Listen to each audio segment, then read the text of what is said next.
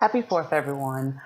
I just wanted to take a little time out of today and talk a bit about characterization because this is kind of another problem that I'm seeing in a lot of works where people take a character and whether you have created this character or you're taking a character from a property that belongs to someone else, building a character is extremely important. And this kind of gets into a bit of why I'm sort of like upset at a movie like Man of Steel, because I didn't agree with Zack Snyder's vision of Superman because it didn't seem as if he understood it. But, you know, I'm someone who I like to watch the special features, and he owns the Superman #1, so obviously he understands, but he clearly doesn't understand Superman. And so this has been, I guess, for me, a long sort of thought process about building characters. And it kind of goes back to, as well, my decision of rewriting some of my own stories, because getting to know your characters as a writer, as a creator, is extremely important, because these are the people that you are going to stay with, especially your main characters. These are the people that you're going to travel with. These are the people you're going on that adventure with. And when you're doing that, your audience, your customers, your readers, your viewers, whoever, they need to be able to relate to that character. So the parts of, because we're going to take Man of Steel as a sort of example in this, even though I really one day want to do like an extensive study review on that. But the parts that I related to Superman and Man of Steel were the parts where we sort of got the flashbacks, the dynamics of the relationship that he had with his dad. Part of the problem that I had with that film in particular is the missed opportunity, because I understand that we're not necessarily getting a Superman origin story, because by this point, he's been around for 80 years. We don't need an origin story. But the idea of, let's see who Superman is before he became Superman. And there's a lot of sort of opportunities in that. So the things that worked well were the tornness that he had with his father, who was, saying things like, hide who you are on one hand, you know, and to the point where his father's dying to keep his son from showing who he is. And so you have a Superman who's kind of traveling around, and he's kind of discovering himself and discovering who he is. That's characterization. But then you ruin it because it's like, oh, well, let's just bring in Lois Lane, who plays no significant part other than to say, well, it's Lois Lane. We all know Lois Lane. And that kind of becomes where we have the problem, because it goes back to sort of the video that I did yesterday, where a problem that I'm seeing is authors and writers and creators and whatnot, they seem to have this fear of letting their characters grow. But when you look at many of the best stories, when you look at things like Lord of the Rings, The Hobbit, even the Chronicles of Narnia, when you look at many of these stories, the sense that you get, the understanding that you get once you've gone on this journey is that your main characters are never the same. They're never the same at the beginning. At the beginning of the tale, they are, maybe happy go lucky, maybe they are, oblivious to the world around them. And then by the end, after they've gone through this whole journey, that was the thing about The Hobbit, where you have Bilbo Baggins who goes from, just being a regular, typical hobbit to having gone on this adventure and being so completely changed that the idea of going back to normal didn't make sense to him. Same thing with Frodo. You're so forever changed by your journey that you don't see the world the same way. There's a fantasy series that I really like, and I'm not I'm not at home, so I don't so I can't just go and double check the title of it. But in it, you have a young man who is training to be a knight. And so when you have him pre-adventure, he stands for honor, everything is about the nobility and honor of being a knight. And, he would never think about, setting aside setting aside his morality that he'd been taught. He would never think about, sort of like the gray areas of life or anything like that. And so he essentially goes on this journey. And after the journey's over and he comes back, he's looking around at the training that he's going through. He's looking at, the young men that he's been training with, where before he used to relate to them, he's now finding he doesn't relate to them because now he feels older than he had before because he's had growth. He's gone through things that cannot be unexperienced. And when I think of characterization, that's sort of the thing that I guess I'm kind of trying to get at. And especially as someone who is a creator myself, if you aren't allowing your characters to stretch and grow, if you aren't taking the time to get to know them, you're really doing your work and your readers and your customers, you're really kind of doing everyone a disservice. You're certainly doing the story a disservice.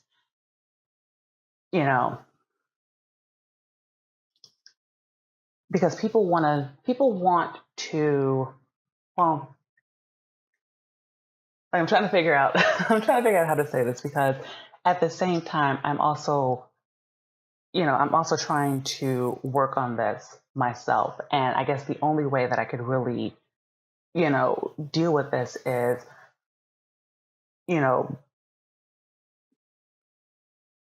saying that we as creators, we need to learn how to look at our work critically. And a lot of times looking at our work critically means accepting and acknowledging that you may not always be right, or your work may not always be perfect, or the character that you love may not resonate with the people you're trying to reach. A lot of reasoning why a lot of the SJW stuff doesn't seem to work is because they don't take the time to get to know their characters. When you look at something like Sina Grace's Iceman, and it's essentially Iceman is now gay. That's it. There's no deepness to him. There's no thoughtfulness to it. It's essentially he's now gay and everything is about his first gay thing. First gay date, first day kiss, first gay kiss, first gay, experience. And then it becomes hard for readers to look at that and say, well, I relate to that because there's nothing about Bobby that people who have read him and have, gone through these comics, there's no longer any relation to who he had been because everything is just the surface. Likewise, Riri Williams, you read her and she doesn't sound like a hero character. In fact, a lot of these SJW characters, because it's so much about just the surface, none of them actually ever read as actual characters to you. They never give you the sense that you can like them, that they're likable, that they're wonderful. They always kind of give you the sense that they're terrible people. And the problem is they don't know that they're terrible.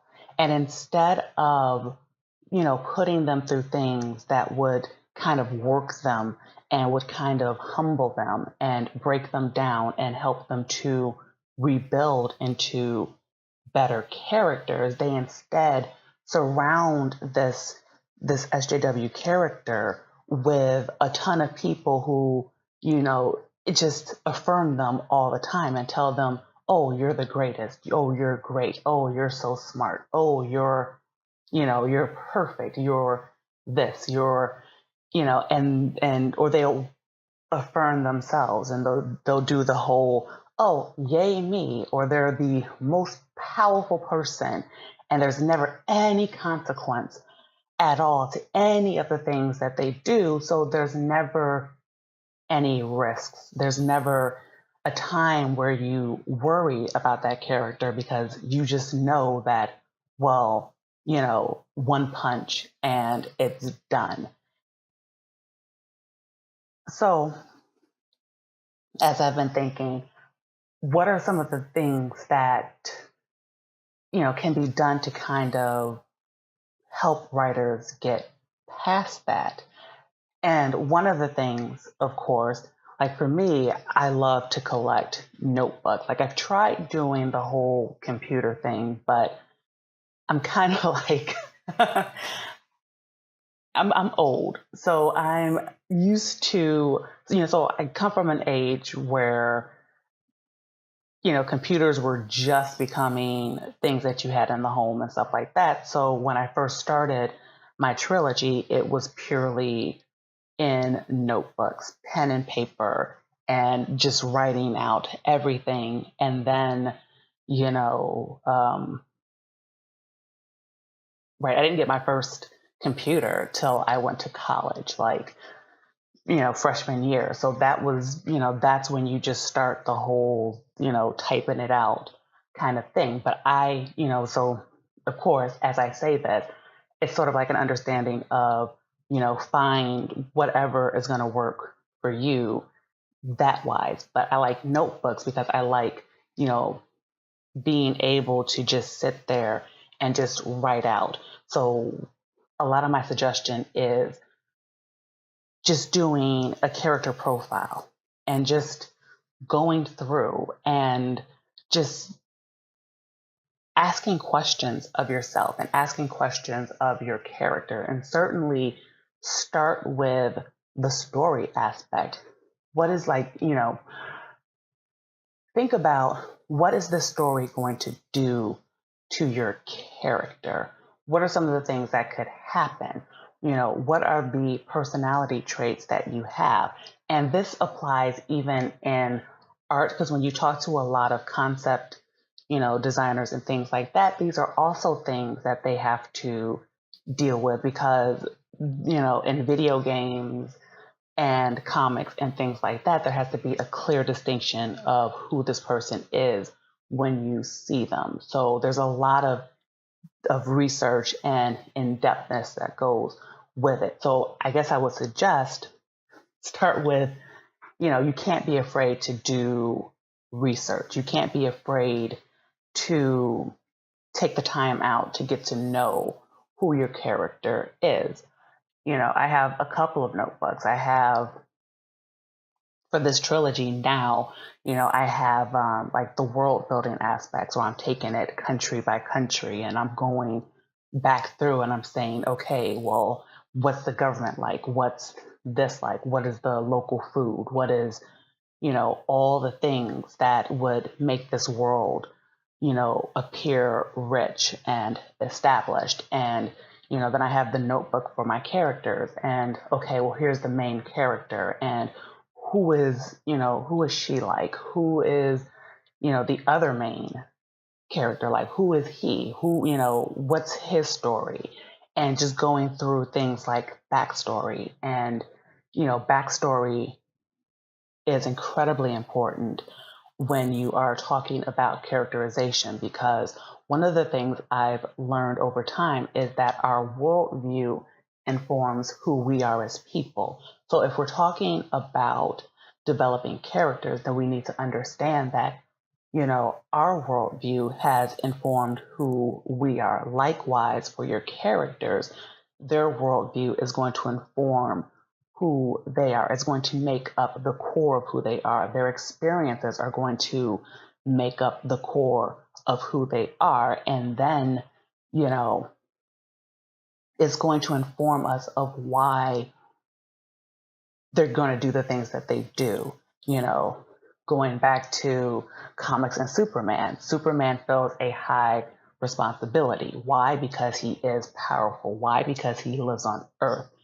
Why? Because he can save people, and so you have this high morality based on his upbringing that tells him, you know what, I can do something about the villains of the world, therefore I'm going to do it. But at the same time, because he also is a character who seems to believe in redemption and believes that there's a core of goodness in everyone, he doesn't just go out and kill the villains. He tries to redeem them at the same time, and it makes him a sort of complex character at the same time.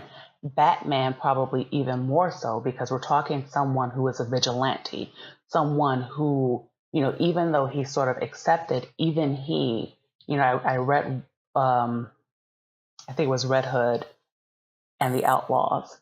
And, Batman sort of laughing when Jason Todd is, saying like, you're perfect. And and Batman's like, I literally break into people's houses and beat them up, and it's like, I'm a vigilante. I'm not perfect. And Batman understands that, but there are limits to where even he will go because he could take, in a city like Gotham, he could take it to that even darker level and he could actually outright kill villains. And, I don't think, especially because it's Batman, I don't think people would necessarily blink an eye. Whereas in Man of Steel, when Superman killed Zod, it just seemed to come out of nowhere because the core of who we understood Superman to be was someone who wouldn't do that.